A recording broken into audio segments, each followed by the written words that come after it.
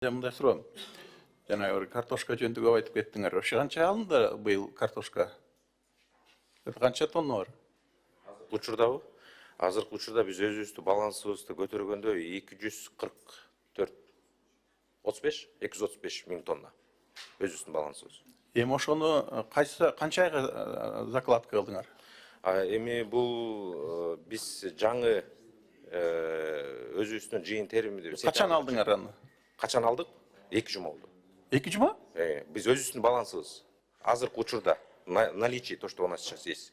Түшүнбөй калдым. Дагы картошканы казып атканда болгон жок белеңер? Жок, сиз общий жыйынды Закладкаңарды. Жита Жумалович, картошканыкы. Мен айтайынчы. 1 200 000. 1 миллион Акбөкөн дүкенчи. 1 миллион 200 тонна. Бул жалпы закладка болуп 1 миллион 200 биз топтодук. Анын ичинен где-то 300-400 миң тонна тиги уругун жана башкасын утил болуп кетет. Бизден 700 миң тонна бизде өз потребность болот. Бизде переизбыток болот. Азыркы күндө бизде 237 тонна да миң тонна бар. Бул апрель-майга чейин жетет. Бизде жаңы картошка уже апрель айында чыгат. Араванда южный региондорду абдан көп себишти. Жетет дегениңер кандай сатып атасыңарбы? Берип атасыңарбы азыр? Мониторинг бар да бизде. Жок, биз закладка кылып сактап коюшубуз керек да.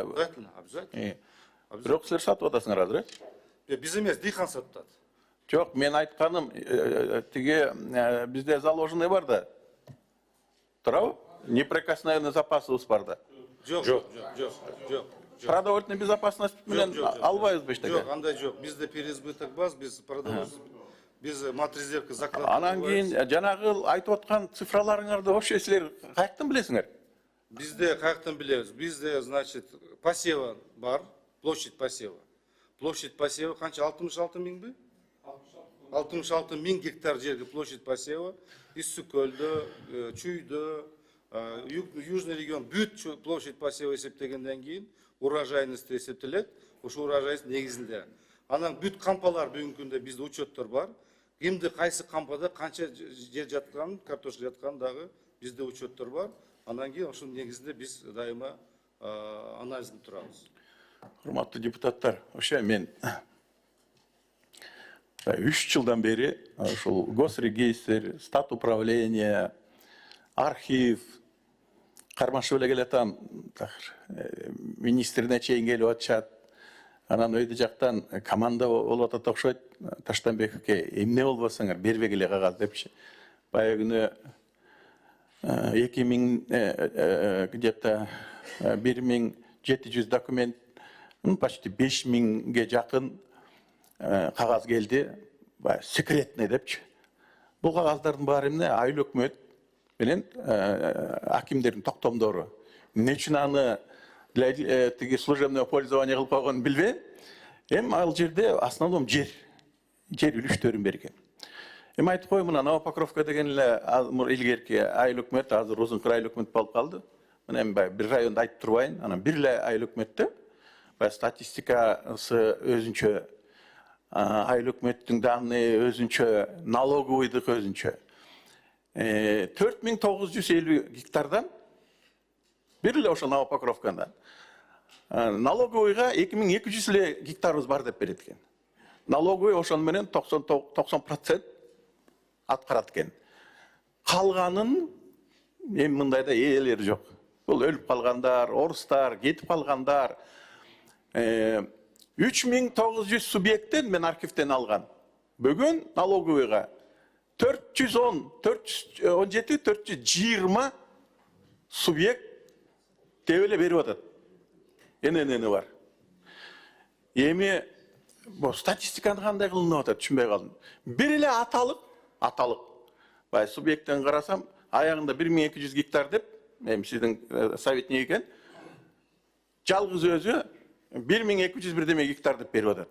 Эми мыйзам бар да, юридический лицолордо сельхозназначение болушу мүмкүн эмес. Демек, кимдин канча аренда алса,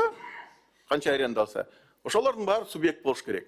А бирле субъект болуп жүрөт деген бул баягы өлүп калган, кетип калган эме катталбагандар. Бул эчтеке эмес.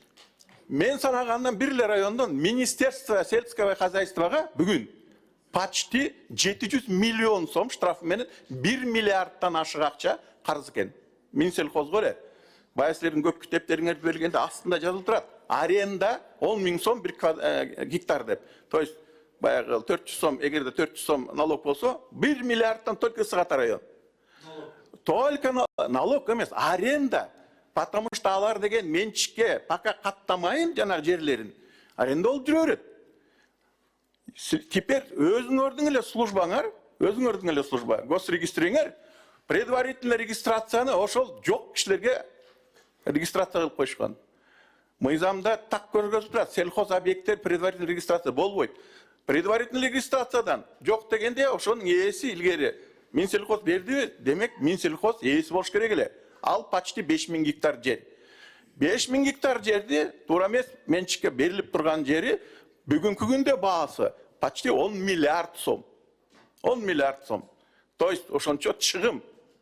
Анан кийин мен таң кылып атам, эгерде учеттор жок болсо бул жерлердин.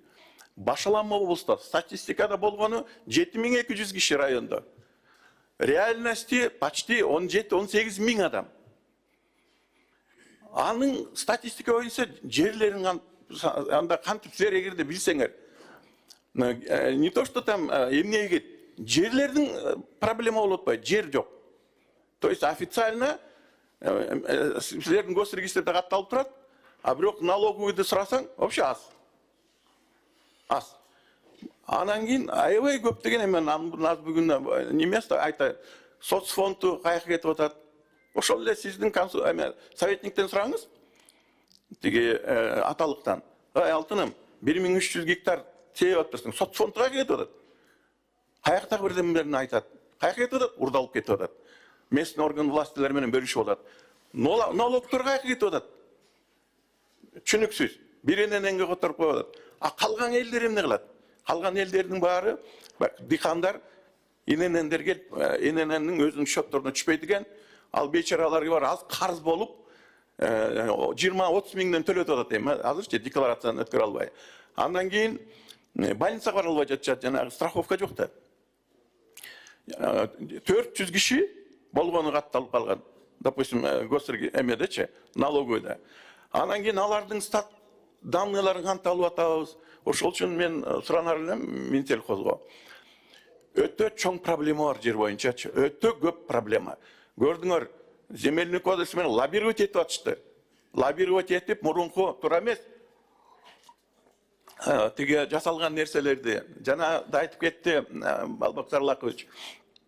Тиги айыл өкмөттөргө депчи. Мен атай сурадым, потому что убагында жанагы Токой кодексине лоббировать этип кеткен жээктерде мындай 20 метр, мындай 50 метр болсо эле токой депчи.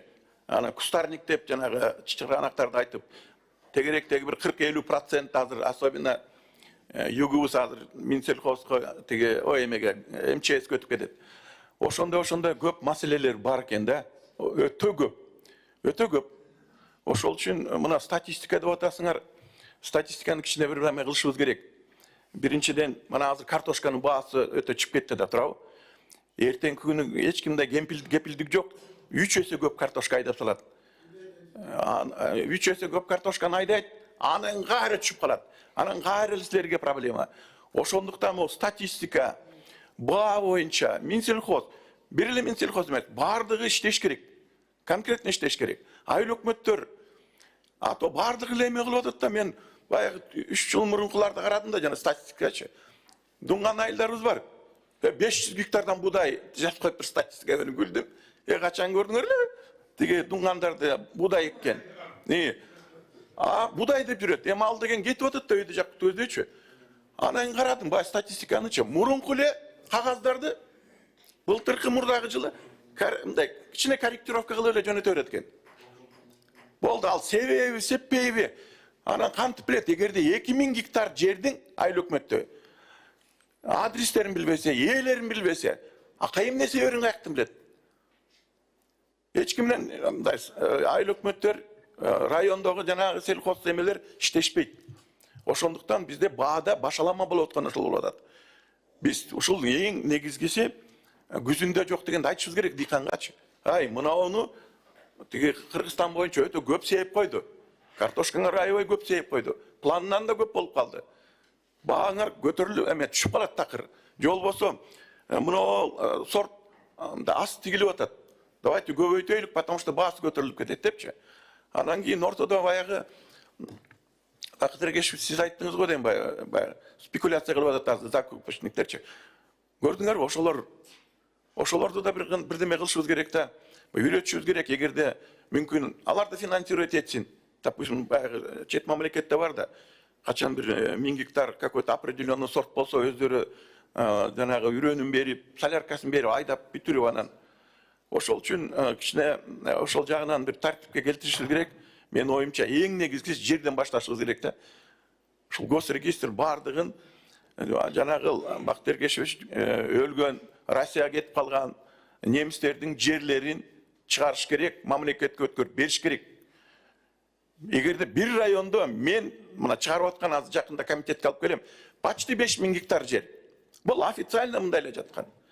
Экинчиден дыйкандарды что баалар болуш үчүн бирдей условия коюшубуз керек. Сиздин эмеңиз жанагы советнигиңиз мына аталык. Эми ал злоупотребляет, потому что 1300-1400 сомдон 1 гектар жерин алат. Жанындагы эле дыйкан 25-35 миң сомдон алат. Какая справедливость? Бул деген мындай өтө туура эмес да, мыйзам болуп бар да. Я аренда ФПСтин жери. ФПСтин жери. Жооп берип коеюн. Советник боюнча. Мен да советник уже болбой калган. Мен зам председатель кабинет министр болуп турганда, министр болуп электе, ушундай айыл чарба багытында ошо советник койгом, анан кийин советник азыр эмес. Сиз өткөндө мага айткансыз, бүт толугу менен текшерип атабыз, ушу айыл өкмөттү тиги жерлер боюнча Минсельхозго өткөзөбүз депчи. Аны мага сөзүңүз бар, сиз азыр бүт арыздар жазып, бүт текшерип атасыз, аны биз билебиз, бар жок, текшерип, аягына чейин текшерип чыксын. Аренданын акчасы бизге түшпөйт Минсельхозго. Аренданын акчасы айыл өкмөттөргө, ушулардын бюджетине түшөт, жана республиканын бюджетине түшөт. Регистрация боюнча толугу менен сиз менен кошулабыз. Жерлердин баардыгынын регистрациясы ревизия болуп атат. Баардыгы бир эле ысыгатада эмес, Кыргызстан боюнча дагы ревизия болуп атат азыр боюнча. Ревизия болуп атат, ошол боюнча анан тартип боюнча, ошол боюнча айткандай, биз азыр стат комитет, соцфонд, налоговый ошо бир единый платформа киргизейин деп атабыз. Эгерде 1 гектар болду, значит 1 гектар статта болуш керек, 1 гектар бизде болуш керек, 1 гектар соцфондто болуш керек, 1 гектар башка жак, бир единый. Анткени ал мурда ушундай болгон, биз азыр ушуну келетабыз. Бул жумуш өтө оор, бул жумуш өтө мындай татаал, анткени ал чувствительный жумуштар болуп атат да. 30 жылдан бери кылып алган нерсени биз кылып атабыз ушунун бардыгын азыр. Биз иреттеп атабыз ушунун бардыгын. Андан кийин айдоо картошка боюнча биз мына 2 айдан бери ошол дыйкандарга бардыгына Иссы көл, айрыкча Чоң Алайда ошо былтыры эккен аянтка андан ашпайсыңар деп атабыз. Андай ашпайсыңар. Все, ошол боюнча эле эгесиңер болду, бүттү. Анткени эмдиги жылы дагы көбүрөөк айдайсыңар да баалар түшүп кетет деп, мына ушундай түшөт мүмкүн. Анткени Россияда дефицит болуп калып, мына азалар картошка аянтасын көбөйтүп атышат. Түшөт баалар. Ошон үчүн биз аларды башка жака үйрөтүп атабыз. Керек болсо феруланы эксин. Мына бул киши билет, феруланын жыйынтыктары кандай чыгып атат азыр. Башка мөмө жемиштерди эксин, аны дагы үйрөтүп. Ал мен азыр тала жумуштарын баягы маселе карап атканда айтып берем аны сиздергечи. Ошол боюнча мен айтып берем да. Мына аренда боюнча дагы мен сизге айтып кеттим. Аренда дагы бир платформа болуш керек деген ойдобуз. Сиз айткан толугу менен кошулабыз. Ана советник боюнча ал уже бүттү, жок. Ал уже менде советник эмес. Анын сөздү уже токтотсоңуз болот. Рахмат. Сиз жанагыны жакшы түшүнбөй калдыңыз. Минсельхоз 94-95-терде көлүк берген, убактылуу. Именно Минсельхоз берген. Анан алдына жазып койгон. Допустим, мен бирөөнүкү 1 гектар болсо, допустим, 10 000 сом аренда, бирөөнүкү 20 000 сом деп жазылып калганда, бүгүнкү күндө ошолор толтура. Бирок ошону администрирование налоговыйда эмес, айыл өкмөттө эмес, Минсельхоздо эмес, асманда илинип калган. Мен ошону айтып атам. Бул баягы тиги данныйларды эч кимге бербейт, тиги госрегистр. Бул купуя сыр, физический лицонуку деп айыл өкмөткө да бербейт, эч кимге бербейт деген. Ал на самом деле мертвая душа. Мына мен азыр бир 400 кишинен азыр запрос бердим. 1907 жылкы, 1909 жылкы, 1910 жылкы, 17 жылкы. Эм госрегистрде алтындарым 120дагы, 115деги кишилер катталып туруптур. Эм аларга болбойт го. Ошолордун мен айтып атам. Алар деген убактылуу да. Анан кийин ошону райондо бул болгону бир 15 киши колдонуп жүрөт. 15 эле киши колдонуп жүрөт. Акбөкөн Дүкенович, сиздин арыздар боюнча текшерүү конкретно кетип атат. Эми мен көрдүм да, комиссия түздүңүз. Аягына чейин чыккан жок кой. Баягында мен комиссияңызга далил коюп бердим. Мен баары түшүнөм. ГКМБге жаздыңыз, Генеральный прокуратура жаздыңыз, МВД жаздыңыз, администрация президент жаздыңыз. Ал кетип атат жумуштар. Кетип атат. Эми ал жерде баягы укуктар бар да. Аны жөн эле сеники бул деп айтып Болбо, эми өлүп калган гражданин Россиянын каякта укуктары. Эми анын баарын таап бердим. Мага эле келсин мен. Аны такташ керек да бардыгын. Жок, менде бар кагаздардын бары. Мына давайте комитетке Маселе менен карабайлы муну. Азыр могу мыйзамды бүтүрүп коелу. Могу мыйзамды бүтүрүп коелучу Акмулгөч. Кандай 4 жыл. ошону эметкиле. Давайте, потому что мына Сокулук районундочу мен көрдүм. Мектептер эле допустим, катталбаган жалаң госрегистрдин эсеби. Почти bir 70% мына. Баягыны ишенбей жатышты эле, эми доказательство, оказывается, ушинтип чыгып атат. Мен ошону айтып атам, потому что госрегистр деп карасаңар совещаниялардан. Бүт эле госрегистр күнөөлүү деп атат. А госрегистр өзү эчтеке кыла албайт. Ага айыл өкмөт, аким келиш керек да. Кагаздарын көтөрүп бериш керек да. Совещаниядан госрегистрлер тоскоолдук кылып атат дегендей эле болуп кетип атат азырчы. Жер боюнча деле болду. Башка эч ким жылгысы келбей жатат. Мен ошону айтып атам. Бүгүн госрегистрдин жалаң өзүнүн колунан эчтеке келбейт. Минсельхоздун колунан эчтеке келбейт. Бүгүн акимдер, эң негизги акимдерди бир иштетишиңер керек.